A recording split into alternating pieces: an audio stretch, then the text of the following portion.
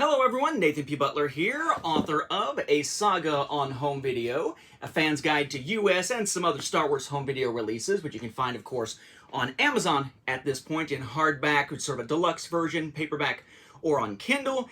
And this is a new type of video here for the channel, but certainly something that's fairly common online, and that is a top whatever kind of list. I've been doing these a little bit, but I've been doing them for From the Star Wars Home Video Library, which is my main show focusing on, obviously, Star Wars home video stuff. And we've been looking at a lot of stuff, usually top 5 this, top 5 that, but I promised that at some point I would finally delve into more sort of generalized top 10 lists or top whatever lists, particularly for Star Wars, because at this point, the physical releases for Star Wars home video stuff is pretty few and far between, at least as far as new stuff goes. The newest stuff really primarily being this kind of stuff here that didn't even come out in the United States, those box sets over there, and things like parodies and documentaries made by others and stuff like that, rather than official new Star Wars film releases. So this is the first in that series of promised, let's do some Star Wars top whatever kind of lists here. Feel free to suggest some other top whatever lists in the comments below. I will say very quickly, just looking at what I have here, I have already prepared top lists for live-action Star Wars television series, but I'm going to wait until Andor is over to be able to do that, and we'll be doing that by season primarily, because there's just not a lot of live-action Star Wars stuff out there right now on television, or whatever you want to call television these days. We have non-Lego animated series that we'll take a look at, but we may wait until Tales of the Jedi has had its run, and then we will be doing at some point sort of a top whatever of Lego Star Wars series or specials as well. So all those types of, video production-based stuff. But certainly if there's other stuff, feel free to drop it in the comments, and I might consider those for future lists. Don't necessarily want to limit myself to just video productions, but since the main crossover in this channel is going to be the stuff from the Star Wars Home Video Library, that seemed to make sense. But, for what I remember, after, the 20 years of working on the Star Wars Timeline Gold and still trying to keep up with the new canon and everything, I'm sure there's some top whatever lists that might pertain to, books and comics and stuff like that as well, or video games or whatever. So, we will dive in here with our first of these, and it is a long-awaited one. I feel like every single time that I put something out there for a Q&A or something like that, or just every so often in comments on the videos, I get the same question constantly. I think it's the same question that every Star Wars-related content creator gets all the time, which is, how would you rank the films? What's your favorite film? What's your least favorite film? How would you rank the films? How would you rank the trilogies? And so on and so on. How would you rank the Star Wars films in a top whatever kind of order? And for years, I've kind of had one sort of pat answer to that, which is that typically, at least until we had so many films, I tended to think of things as far as tiers. A couple of films that maybe go back and forth in my mind as to which I find, the one that's more entertaining for me at any given time. But usually, like, those two would be above the next two, and the next two, even though within each two it might be jockeying for position. What I tried to do this time was actually come up with a true ranking of all 12 of the American-released Star Wars theatrical films. And yes, I said 12, so that does mean the Clone Wars film is included, but only 12. No Ewoks films included because those were not theatrical releases in the United States. Those will be lumped in with TV specials / series. And in this case, what I did basically, because I was not sure if I'd be able to do this, was I took each little batch of films, each group of 3, and that was a lot easier to figure out, basically. I can very easily rank my favorite films versus least favorite in, say, the original trilogy, sequel trilogy, prequel trilogy, even among the anthology films, and we could toss Clone Wars in there to have another group of 3. That was easy. The question then was, though, what if you merge them together? If we have 4 groups of 3 and you push them together and make one list out of them, how do the rankings wind up panning out? And that was not something I'd done in a while, because for me it's tough. There tends to be films that it's sort of like, how are you going to rank them? Like, is it going to be what I think is the best film quality? Is it going to be the ones that I enjoy the most, that I am more willing to rewatch the most these days? How are you actually going to fit that within a ranking system? So, in this case, I went with sort of a blending of them. Ones that I find the best films, but also the ones I'm more likely to turn to watch at this point. I kind of blended those things together because those, in my mind, help me rank what right now I feel about each one. Of course, this is an individual feeling kind of thing. Feel free to disagree. That's kind of what opinion stuff is for, right?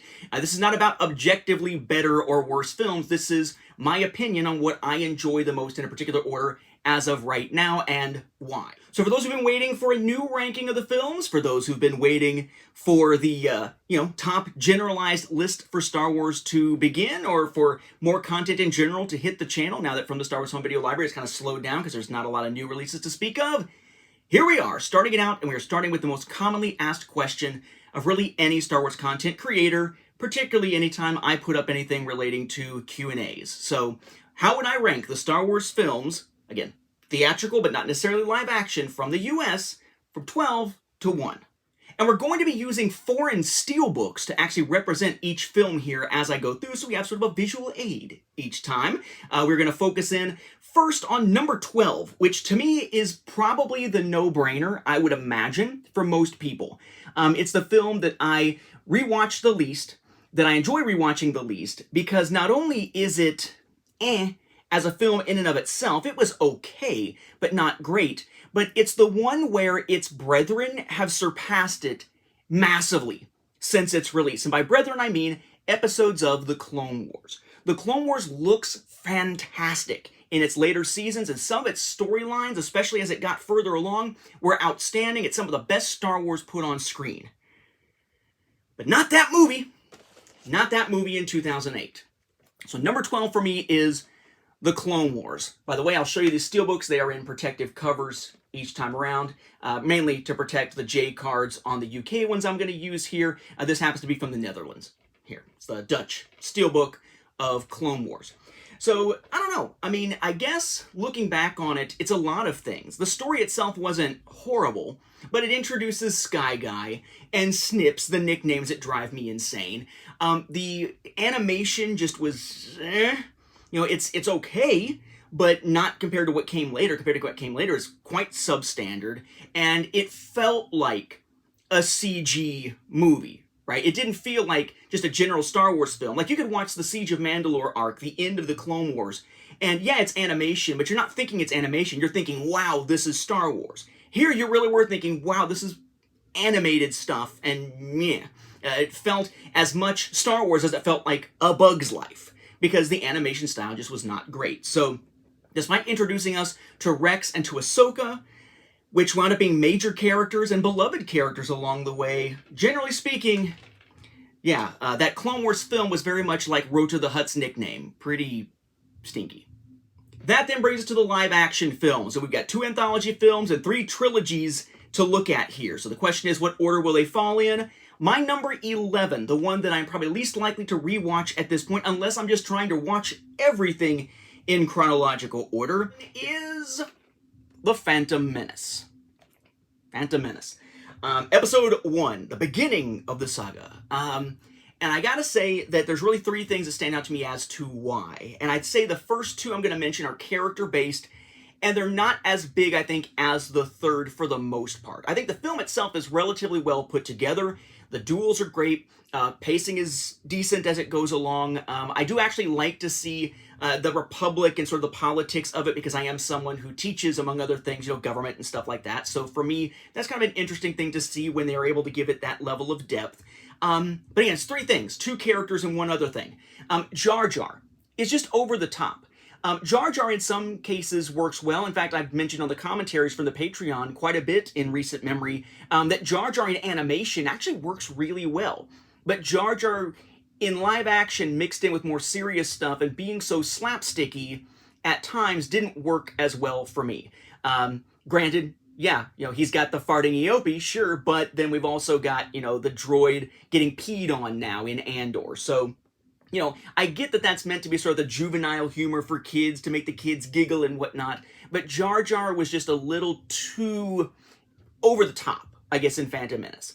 And then I would say that Anakin, nothing against Jake Lloyd. I think Jake Lloyd did fine as Anakin. I think anyone playing a young Anakin would somewhat rub me the wrong way, because they're going to be acting very kiddie, and even as a father now, it's just, kids of a certain age, you're like, okay, Yes, we gotcha. And he was treated as if he's sort of this character that is so precocious. And gosh, everything he does just tends to work out by accident kind of stuff.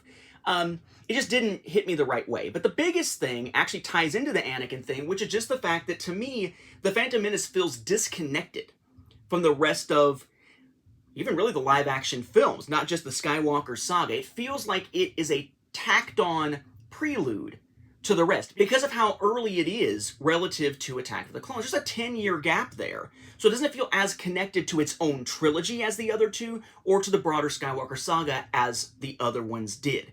It feels like a prologue in most respects. We don't really get much in the way of character development all that much for Obi-Wan, for example. We're basically just moving around the board, meeting people to get ready for what's coming later on. So for me, definitely, it's going to be number 11 on my list. Number 10, and honestly, I would say numbers 10 and 9 vacillate back and forth a little bit for me. It just kind of depends on my mood. But for me, number 10 is going to be The Force Awakens, Episode 7. The reason for that, I like the introduction of Finn. I like the humor that's actually in there, although sometimes it makes me think that Star Wars is going a little too modern to some degree and getting away from the way that the galaxy far, far away always felt a certain way in terms of the way people spoke and acted and even the slang that they used and things like that. So in some respects, but I think that generally speaking, it's just kind of a modernized version of Star Wars, and that works well enough. What gets me about it is it does feel as though way too much is borrowed from A New Hope, right? It is in essence A New Hope redux in a lot of respects. And I kind of wish that they had introduced these characters in a different way. I understand the whole, it's music, it rhymes, or it's like poetry, it rhymes. But it just doesn't make for something I want to go back and rewatch quite as often. It has some fantastic moments in it. But just in general, it's the sequel trilogy film that I am least likely to revisit at this point. So for me, Force Awakens, that's going to be number 10 for me. Number 9 is Attack of the Clones. So for me, Attack of the Clones is sort of a lumbering film at times. It's got a lot of stuff it's trying to do, a lot of storylines it's trying to deal with, a lot of things it's trying to set up. It works fairly well, generally speaking, and I would say that because it feels like it's more of a cohesive part of the prequel trilogy, more so than Phantom Menace, that's why I would tend to look at rewatching that over the Phantom Menace. It has its moments that are kind of, face palmy, like the whole sequence inside the factory with, R2 and C-3PO, but generally speaking, I'm probably going to go back and rewatch that more often. The final duel, the darkness of the atmosphere of it, all these things that are now more consequential being put in place. It feels like that's really kind of where the prequel trilogy kind of begins if you think of Phantom Menace as just more of a prelude. So it works for me. It's not my favorite of the prequel films for sure. Obviously, at this point, it is my second favorite, as you can see, because we already mentioned Phantom Menace. But it's pretty far down on my rewatch list for Star Wars stuff. So right now, the prequels have taken a bit of a beating. It's a question of where Revenge of the Sith will wind up to figure out sort of where the broader prequel trilogy is going to end up on the list. Notice we haven't had any original trilogy or anthology films yet, unless you count Clone Wars for anthology.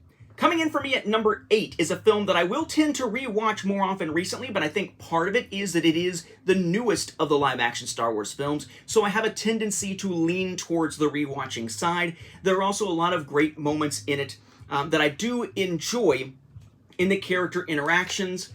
My second favorite, I would say, of the sequel trilogy, which is The Rise of Skywalker. That said, it doesn't rise higher, despite there being some pretty cool moments and stuff like that. I mean, I really do like the interaction, for instance, between Rey and Kylo, and the ghost, or memory, if you want to put it like that, of Han, and so on. All really good stuff. But there's two things about this film that just grate on me enough that I can't rank it higher. One, and they're both actually related to lack of explanation. One is, somehow the Emperor returned. We've got some explanations. Hell, there was some explanation in the novelization that isn't in the film. And I can buy that. We saw that happen already in the Legends continuity with Dark Empire. I mean, the idea of the Emperor having clone bodies that it could go into is not a new thing. Fine, whatever, but not really something that was explained well within the film itself. It gets, the throwaway line about, secrets only the Sith knew, and that's basically it, right? The other, though, is the dagger. The dagger just grates on me a little bit. They've tried to give some level of explanation to the dagger recently in Shadow of the Sith, the novel. And it really is trying to do a lot of things to try to give us some kind of logical path for the dagger to be there, for Ochi to be there, and how those would be connected, and those would be connected to Luke and Lando, and how that'd be connected to how Rey wound up on Jakku and everything. And they do a serviceable job of kind of giving an explanation, but it's still pretty damn convenient as a plot device that, you know, Ochi would have this blade that has the Sith text on it to tell him where to go, to pull out the little thingy to match to the Death Star wreckage, which begs the question of, well, where did he get it? How was it made? Why was it made? When was it made? The language is ancient, but when was the actual text put on there? All stuff that is to some degree addressed in that novel, but in a way that just, it feels like it's making excuses, more so than other things that feel like they're providing background. Those are kind of different things. And in the film itself, as long as I can buy that there's a way to find the other Wayfinder with that dagger and there must be some explanation, I guess it's okay, but that still is the part of the film that just grates on me more. That grates on me more than the whole somehow Palpatine returned, right? The fact that they go full-on Goonies with the knife, that's the thing that pushes me out.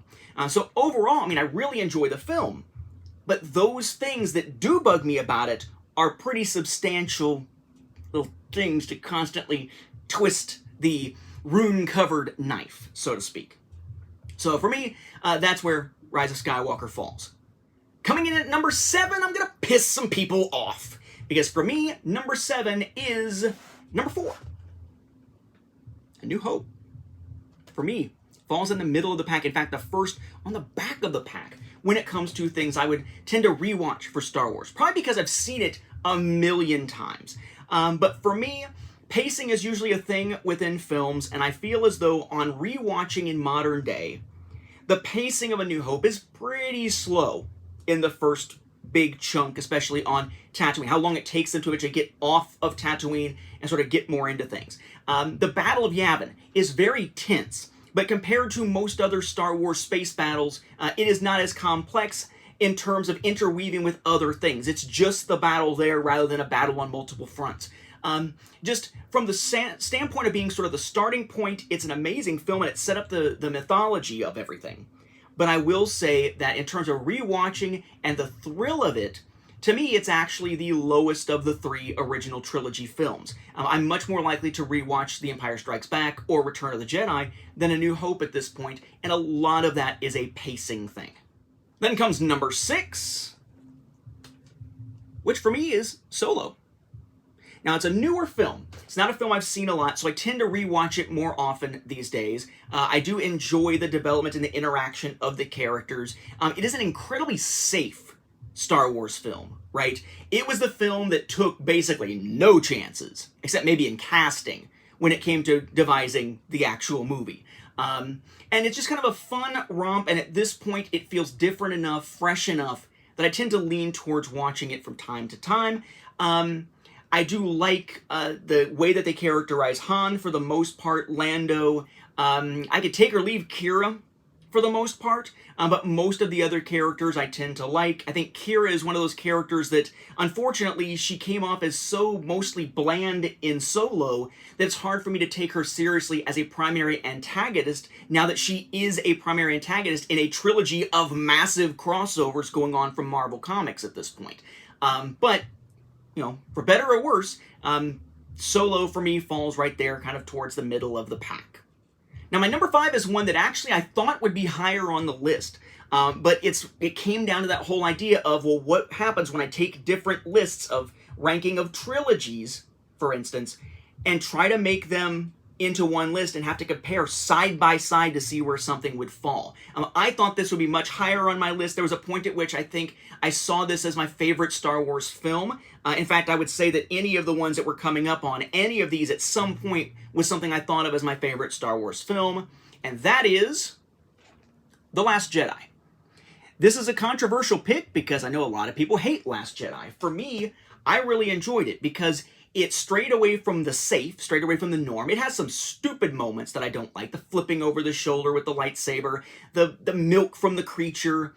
But to be able to have it be a bit darker, to be able to have it subvert the expectation, like, Rose and Finn are going to go off and do this adventure. They're going to have to find what everybody needs. Yay, and they're going to succeed. No, they're not.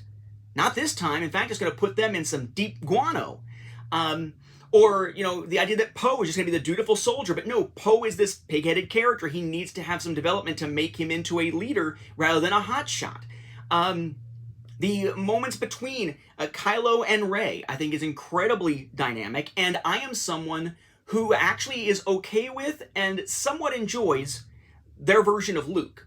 I think there's two different ways Luke could have gone, right? The super powerful Superman Luke that's going to need to be told off by Mara Jade in the Hand of Thrawn duology to sort of get off his pedestal and be more of sort of a standard character who has actual character flaws, but otherwise is sort of like the superhuman of the series, or someone who is more human, more grounded, who has some insecurity on some level, who is going to try to make decisions based on what he perceives of his actions, the consequences thereof, the past of the Jedi and the consequences of that, the kind of things that, the Legends continuity really couldn't deal with early on because the prequels hadn't been made yet. At least not until, like getting into 99 and then onward.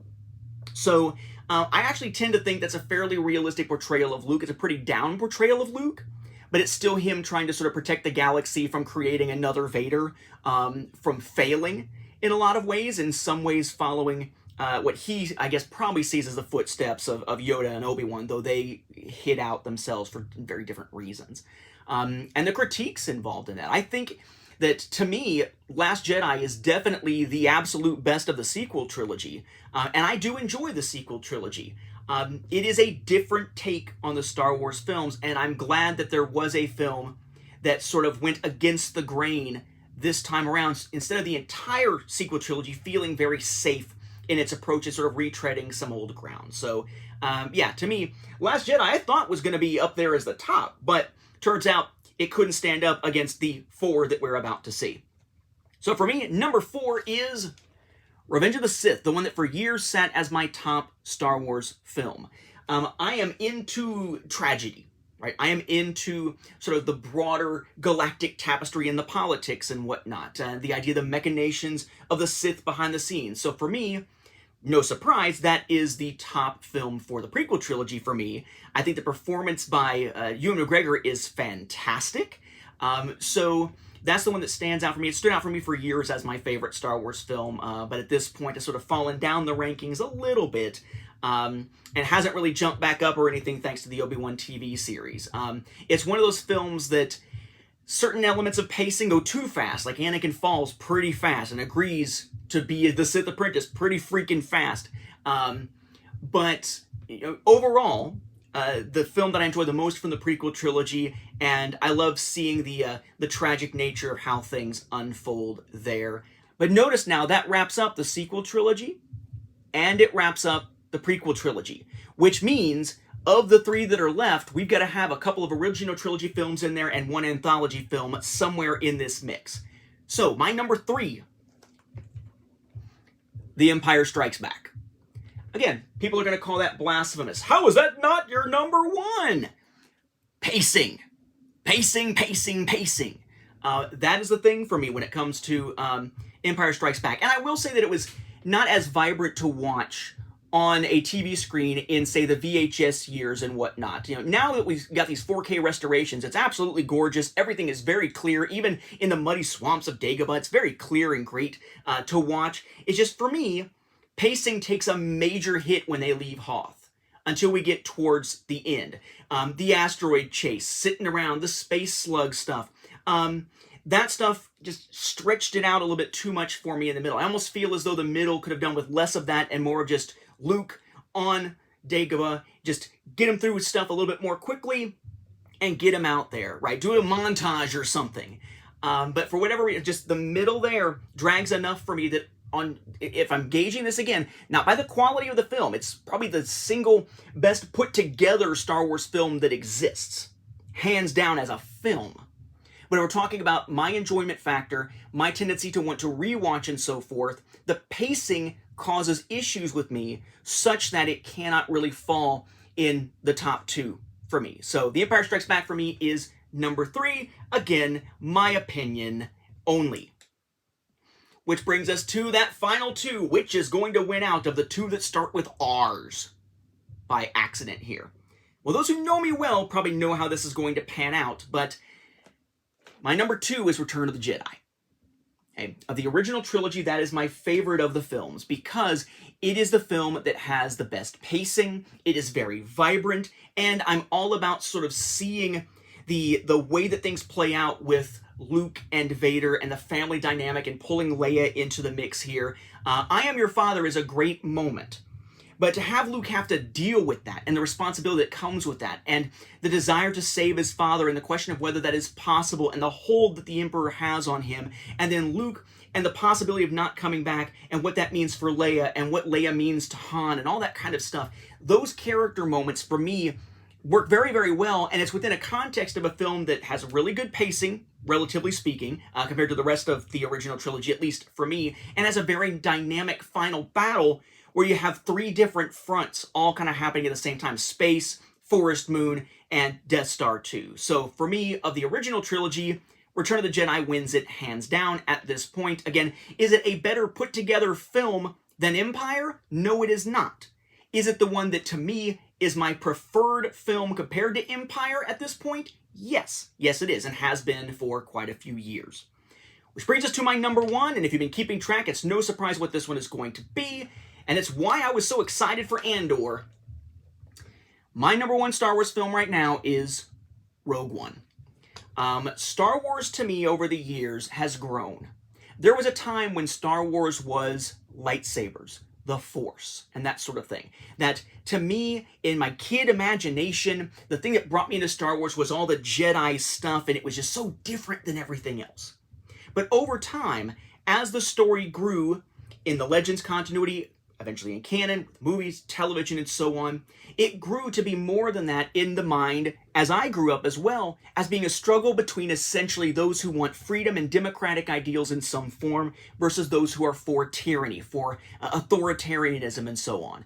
And the idea of the little guy standing up against that and the difficulty of that, and to some degree, the dark places that sometimes heroes have to go in order to achieve success and bring freedom. Right? To bring light to others by wallowing in darkness as a necessary evil for yourself. Which is actually why, for Rogue One, my favorite character is the character who now has his own series, Cassian Andor. The idea that, he's done all these terrible things, but it's all been for the sake of, I'm almost about to get choked up, all for the sake of the rebellion and for the sake of trying to bring freedom to others. Right? There's a great line, I forget even where it is. I think it may even be from Serenity, perhaps, the Firefly film. But the notion that someone who creates a better world, but in doing so does so having to use methods that sort of compromise themselves from the high ground because it needs to be done, means that those people maybe don't deserve to live in the better world that they create. Sorry, the concepts behind Rogue One tend to lead to me getting almost choked up at times. I don't know why, just my sensibilities, I suppose. But that is sort of the essence of Cassian Andor, for instance. And I love to see the rebels at this stage and the different sort of factionalism almost, the do what must be done versus the idealism. And it also helps that this cast is a phenomenal cast. And also a very diverse cast. I don't think that really makes a difference to me, that it's more of a diverse cast as far as like ranking the films or anything, but it means that it is one of the more diverse casts also we've seen among major characters in Star Wars too. So to me, Rogue One stands out. It is definitely right now my favorite of the Star Wars films, the one I am most likely to rewatch, even before we knew that Andor was coming. So I don't know about you, but that's my list. Feel free to put your lists down in the comments. I'm curious as to if anyone tends to agree with my assessments here. And I imagine this will probably be a list that stays fairly stable for a while because we won't see any new Star Wars theatrical films for a while. So unless something really recontextualizes something for me for some of these films, I imagine that is the ranking of 12 through 1 that'll be in place for a while. So for those who've been wondering, there it is. Take it or leave it, agree or not. In the comments, be civil to one another. Don't make me have to hide you from the channel or something because you're being a douchebag. Engage in enjoyable civil discussion, please. Which I probably should have put at the beginning, I suppose. Oops. So, again, if you have any suggestions for other top lists, feel free to drop them into the comments. Though remember, I did mention some that will definitely be coming at the beginning of this video. So thank you for watching. I hope you've enjoyed this sort of generalized Star Wars top whatever list. If you do like these, let me know, and hopefully I'll be able to continue adding more content to the channel while the home video stuff sort of falters out there as far as new things on the market go. So I guess I should come up with a nice way to end these, right? Like, may the Force be with the home video viewers. How about, thank you for watching, and may the Force be with you, even if you don't agree with me, because civil discussions are built on tolerance.